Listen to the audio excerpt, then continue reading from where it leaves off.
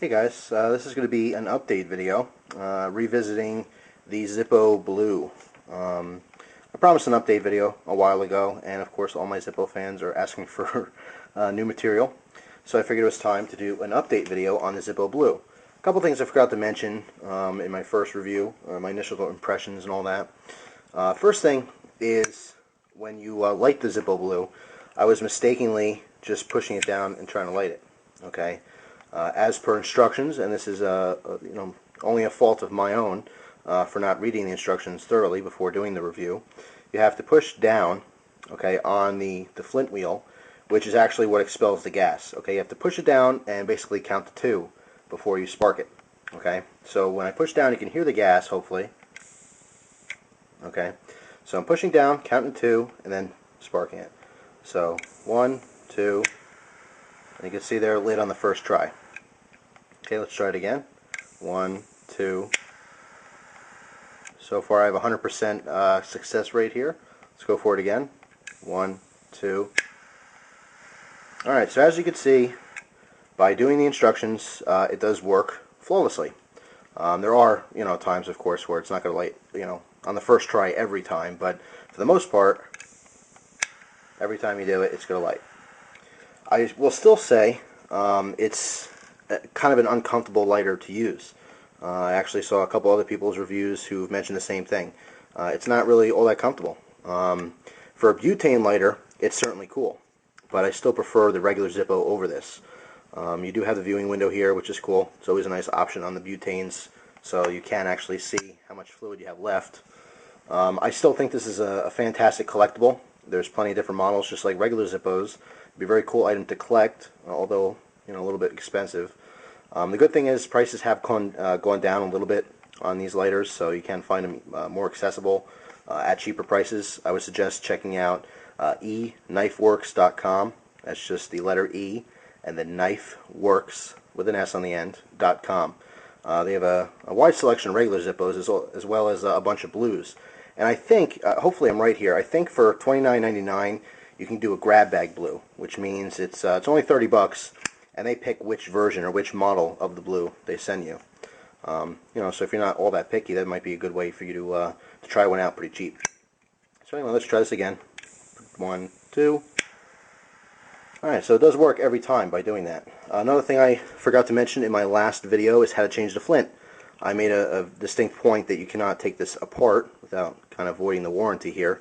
So people kind of scratch their heads, well, how do you change the flint? Very, very simple. I'm sorry I forgot my first one. All you do is pinch the wheel here and just lift up. Okay, it's all you're doing is literally lifting it up and out. Okay, you have your flathead screw in the bottom here. You can do it by hand or, again, use that little trick here. Just kind of get started. And of course, if you unscrew this, you could have your spring come out here. And then, of course, there's the spacer on the tip of the spring. And then your flint's in there somewhere. There we go. It's kind of stuck in there. So there's the flint. Okay, so let me put that back in here. So in order to change the flint on this, you just put a new flint in the tube. Okay, put your spring assembly here back in and screw it down. So not too hard. And again, you can use that lid to just make sure it's nice and snug.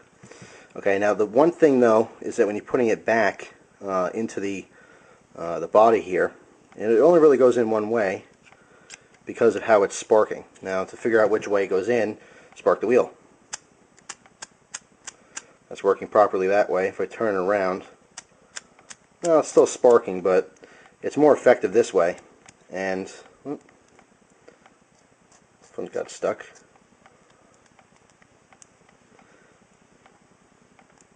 See, sometimes this can happen. Your flint jams. When your flint gets small, like mine's getting pretty small now, what happens is it actually turns sideways inside the tube, and sometimes you get it jammed. A lot of you guys who have Zippos, older Zippos, if the wheel just does not move at all, it's just really stubborn, doesn't want to move, most likely you need a new flint. So I'd be better off to just put a new flint in here. But anyway, there's nice spark. Now if you look at this straight on, you could see this body part here, it tilts a little bit that way. It's very, very minor. But if you look at where the tube is, there's just a little bit of metal on this side and more on that side. Okay, so where it's sticking out more, you want towards where the flame's going to be. So that's a simple little trick. Okay, and again, 2 seconds, and it works. Okay, so I shouldn't have condemned this to be not a great working lighter, because it is. It does work. And so far, I've lit this, what, I don't know, 6, 7, 8 times, something like that, and it's working every time, as long as I do the proper 2 seconds before I light it. Again, I still feel that the regular Zippos are more comfortable to use. However, a big factor is the smell. You know, these butane lighters do not smell at all, so it is a major plus that way. But they are cool to collect. I mean, all Zippo products are cool to collect, and they are all collectible.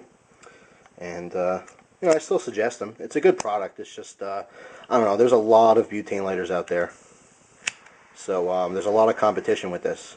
But if you're ready to collect regular Zippos, you might as well at least get one of these in your collection. It's still a cool item to have. So there's my update. Hopefully I covered everything now with this lighter, the Zippo Blue. Really not as bad as I thought. So again, guys, thanks for watching. I always appreciate it. Hope you enjoy the rest of your day. Take care.